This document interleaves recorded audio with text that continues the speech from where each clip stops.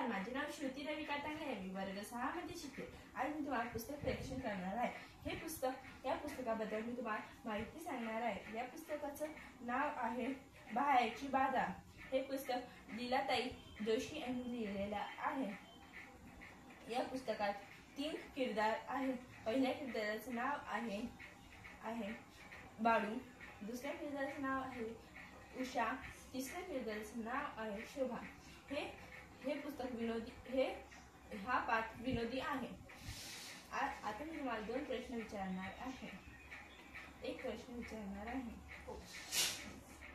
शहरात पाशी गावात भांडणं हे कसे असतात? कारण ते लोक म्हणजे जास्त शिकलेले नसतात, तर त्यांना काही माहिती नसते आणि त्यांच्यात जी प्रेमची भावना असते ती त्यांना व्यक्त करतात भांडणाच्या स्वरूपात, असं माझं मत आहे. धन्यवाद. तुमचे 2 मिनिटं दिल्याबरोबर धन्यवाद.